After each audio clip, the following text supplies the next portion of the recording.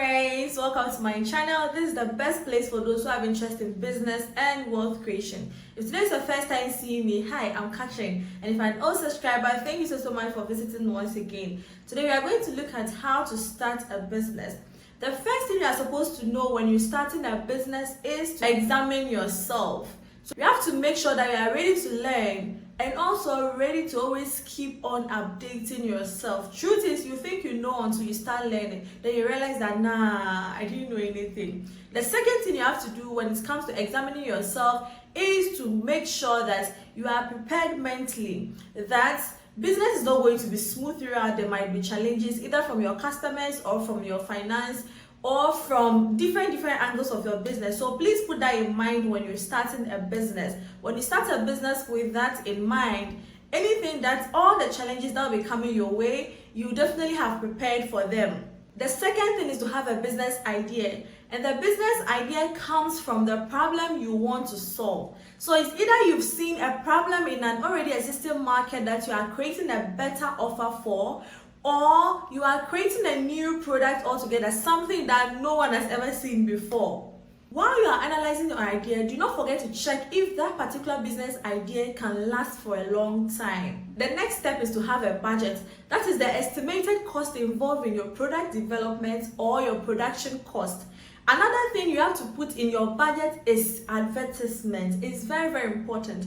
Now, small business owners or people who are starting up businesses, they forget to add advertisement. Meanwhile, it's advertisement that will make your customers see your product. So if you do not advertise, customers will not see your product. This is you, the business owner. This is your customer. There is a gap in between, and in order to bridge that gap, you need to advertise. So advertisement is the gap between you and your customer. In order to bridge it, you need to advertise. The fourth step is research, and under research, we have your target market. So with the target market, we are talking about who you are going to sell to, the people you are creating the product for. Are they grown-ups? Are they women? Are they men? Is it for both gender? The next thing under research is your location. Is your business going to be having a physical location? Is it going to be online? Is it going to be both online and offline? The next thing under research is your competitors. The business you are venturing into as a startup, those who are already in the market, are they making profits? Are they making losses? Is there some kind of content they are creating, and why they are creating such content? Researching about your competitors is not really that much of a deal because of social media. You can search on all the social media platforms about your competitors, and I'm very sure you will get a number of them.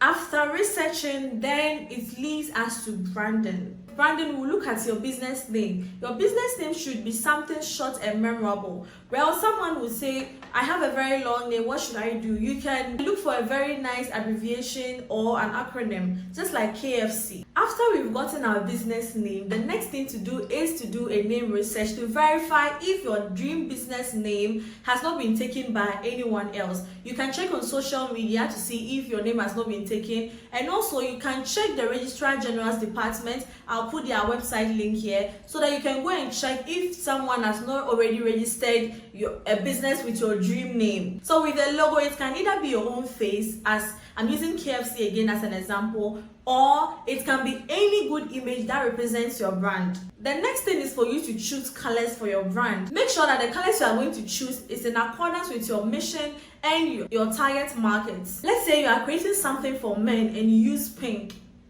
Pink isn't really a color for men. Though some men use it, but it's not really a color for men. Or you are building a school for kids and then you paint it all black. Kids need bright colors, so make sure the colors you are going to choose is in accordance with your mission and also what can speak to your target market. The sixth step is to register your business. Make sure that you get all the legal registrations for your business before you start operating. And if it is something that you think you can start operating before you register it to, you can do that.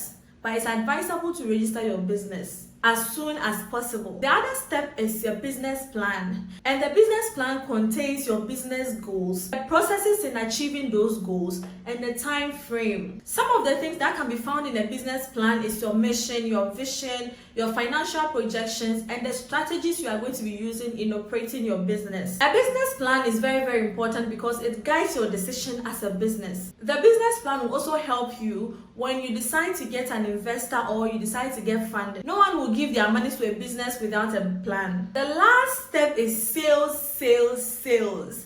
We are all into business because we need to make some cash, right? Under the sales, you should make sure that you have marketing strategies for both online and offline. In order to sell, you also need to create content that speaks directly to your customers.